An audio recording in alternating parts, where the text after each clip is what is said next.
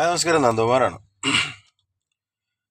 നല്ല നടുവേദന ഉണ്ടായിരുന്നു കേട്ടോ. എന്നുവെച്ചാൽ ഇരിക്കാനായിട്ട് ചെറിയ ബുദ്ധിമുട്ടുണ്ട്, ഭയങ്കര ബുദ്ധിമുട്ടുണ്ട്. അപ്പം ഞാനൊരു കൂട്ടുകാരൻ വിളിച്ചിട്ട് പറഞ്ഞു, എടാ ഒരു നല്ലൊരു സിനിമ ഇറങ്ങിയിട്ടുണ്ട് പവി ടേക്കർ, അപ്പം നീ ഒന്ന് പോയി കാണണമെന്ന് പറഞ്ഞു.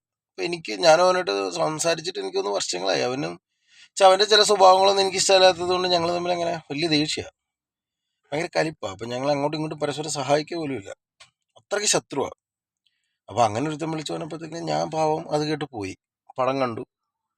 പടം കണ്ടു കഴിഞ്ഞപ്പോൾ ഞാനൊരു 6 പേരെ വിളിച്ചിട്ട് പറഞ്ഞ ആളെയോ ഞാൻ ടിക്കറ്റ് എടുത്തരാം, നിങ്ങളൊന്ന് പോയി കണ്ടോളാൻ പറഞ്ഞു. കാര്യം നമ്മുടെ ശത്രുക്കൾക്ക് നമുക്ക് കൊടുക്കാൻ പറ്റുന്ന ഏറ്റവും നല്ലൊരു സമ്മാനമാണ് ഈ സിനിമ. കാര്യം നമ്മുടെ ദേഷ്യം മൊത്തം നമുക്ക് അങ്ങനെ തീർക്കാം, അവരോടുള്ള ദേഷ്യം നമുക്ക് അങ്ങനെ തീർക്കാം. പിന്നെ മെത്തകൾ നല്ല ഇനം മെത്തകളൊക്കെ കച്ചവടം ചെയ്യാൻ വേണ്ടിയിട്ടുള്ള ഒരു പ്രൊമോഷൻ എന്ന് പറയുന്ന രീതിയിൽ നമുക്ക് ഈ സിനിമക്ക് പോകാമെന്നാണ് കാര്യം. നല്ല ഉറക്കം കിട്ടും. കട്ടിലയിലൊക്കെ നല്ല സുഖമായിട്ട് കയറി കിടന്ന, കട്ടിലായിട്ട് പോയാൽ നല്ല സുഖമായിട്ട് കിടന്ന് ഉറങ്ങാട്ടോ.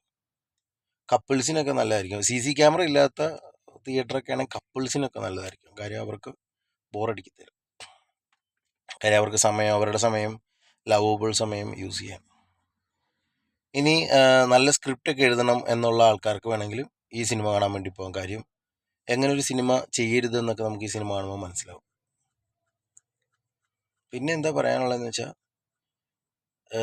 എങ്ങനെയാണ് പൊട്ട സിനിമകൾ എടുത്തിട്ട് വീണ്ടും വീണ്ടും വീണ്ടും വീണ്ടും പ്രൊഡ്യൂസറെ കിട്ടുന്നതെന്നുള്ള അതിഗംഭീരമായ ഒരു പഠനം ഇതിനെക്കുറിച്ചിട്ട് നമുക്ക് ഇതിൻ്റെ സംവിധായകനെ കുറിച്ച് പഠിക്കേണ്ടതുണ്ട്. കാര്യം ആ പുള്ളി ചെയ്ത 1, 2, 3 സിനിമകളുണ്ട്. അതിനകത്ത് എങ്ങനെയാണ് പുള്ളിക്ക് വീണ്ടും ഒരു സിനിമ ചെയ്യാൻ അവസരം കിട്ടുന്നതെന്നുള്ളത് മനസ്സിലാവുന്നില്ല. പിന്നെ ഇതേപോലത്തെ ഒരു കൂറക്കഥ ഒരു സംവിധായകനെ, ഒരു ആർട്ടിസ്റ്റിൻ്റെ അടുക്കൽ പോയി എങ്ങനെയാണ് സംസാരിച്ച് കൺവിൻസ് ചെയ്യുന്നത് എന്ന് പറയുന്ന അതിതീവ്രമായൊരു ബുദ്ധി ഇതിൻ്റെ പിന്നിലുണ്ട്. അതും എനിക്ക് മനസ്സിലായില്ല. നമുക്കൊന്നും അത് അറിയത്തില്ല. കാര്യം നമ്മൾക്ക് ഒരു സിനിമയെ കുറിച്ച് ചിന്തിക്കുമ്പോൾ ഒരുപാട് ചിന്തിക്കും. അത്രയൊന്നും ചിന്തിക്കരുത് എന്ന് നമുക്ക് ഈ സിനിമ കൊണ്ട് മനസ്സിലാവും.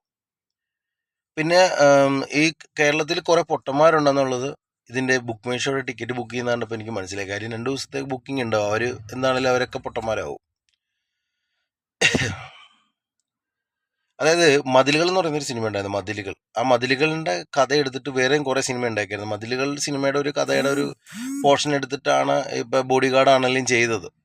അത് തന്നെയാണ് ഇതിലും ചെയ്തേക്കുന്നത്. പിന്നെ ദിലീപിൻ്റെ പടങ്ങൾക്ക് ഒരു പട്ടി ഒപ്പം ഉണ്ടാവുകയും കുറച്ച് കോമാളിത്തരം കാണിക്കുകയും അടുക്കളയിലുള്ള മുളക് പൊടി, മല്ലിപ്പൊടി, മഞ്ഞൾപ്പൊടിയൊക്കെ എടുത്ത് മറിച്ച് മേത്തോട്ടിടുമ്പോഴൊക്കെ ആൾക്കാർ ചിരിക്കുകയും അതൊക്കെ ഭാഗ്യമായിട്ട് കാണുകയും അതൊക്കെ ഭാഗ്യമാണ്, ദിലീപേട്ടൻ്റെ ഭാഗ്യമാണെന്ന് പറഞ്ഞ് ദിലീപേട്ടൻ്റെ ഒപ്പം നിർത്തി ദിലീപേട്ടനെ ഭയങ്കര പൊക്കി പറയുന്ന ഒരു കൂട്ടം ആൾക്കാർ പുള്ളീനെ നന്നായിട്ട് ചതിച്ചിരിക്കുന്ന ഒരു സിനിമയാണ് ഇത്.